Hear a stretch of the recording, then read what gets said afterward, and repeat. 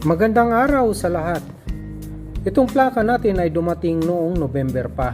Hindi lang natin na-i-upload dahil nabura yung ibang video dito. Itong plaka ko ay merong kasamang RFID. Itong RFID ay libre ho ito galing ng LTO. Kung kayo po ay nagmamay-ari ng bagong motorsiklo ay magkakaroon po kayo ng ganito.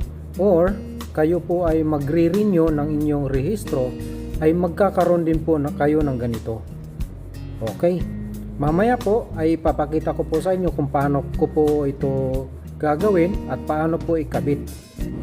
At kung naalala nyo po yung panukala dati na dalawang plaka, ay ito na marahil yung kapalit. Sticker na lang po yung ilalagay sa harap ng sasakyan at yung plaka ay sa likod. At bago mo siya ikabit ay kailangan mong pagdikitin muna ang dalawang sticker na ito. I-fold mo siya sa gitna. At sa kabilang sticker nito ay meron itong broken line na pwede mo siyang i-fold. Yan po ang palatandaan na hanggang dyan lang ang pag-fold mo ng isang sticker para maipatong mo siya sa kabila.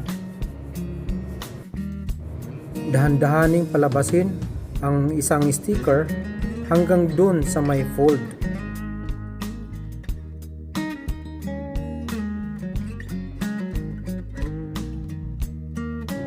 At dahan-dahan nitong ipatong doon sa isang sticker na may barcode.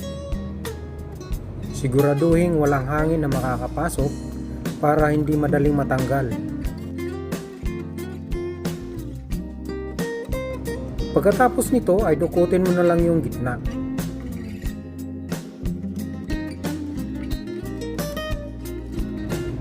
Para tuluyan na silang magkadikit.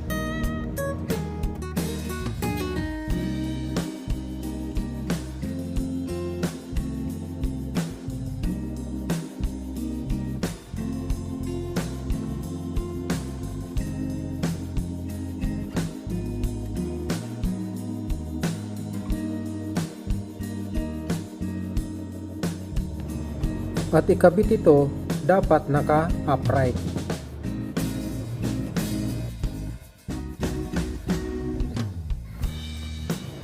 At siguraduhin mo rin na tuyo yung pagkakabitan mo at naka-flat ang surface na lalagyan mo. Dapat walang curve or awang sa gitna para siguradong dikit na dikit. At remind ko rin po pala, bawal po pala ito ikabit doon sa may bakal na bahagi. Dapat nakadikit lang siya sa flat at plastic. Ang layunin po ng RFID ay ito po ang tutukoy na sasakyan mo kung nakarehistro ito o wala gamit ang isang scanner ng LTO. Hindi po ito katulad ng RFID ng mga kotse na pwede mong loadan o bayaran sa may tollgate. Ito po, ang layunin po nito sa mga motorcycle, single man o katulad sa akin 3-wheelers. Ito po ay tungkol lang doon sa identity ng sasakyan mo, yung may-ari at kung nakarehistro ba ito o hindi.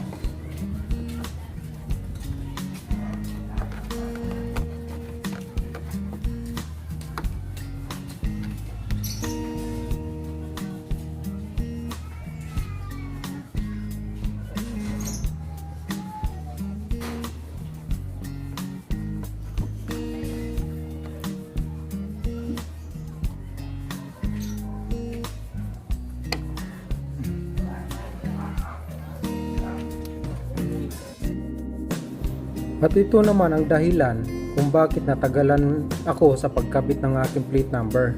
Nagpagawa pa ako ng T-bar para mapaglagyan ng aking plate number. Pero natagalan ito dahil naabutan ako ng Pasko. Kaya ito, ngayon lang natin napapagawa. Ang binayad ko nito ay 150 lang sa kanila yung bar. Pinagawa ko lang sa kanila. Nagbayad lang ako ng 150.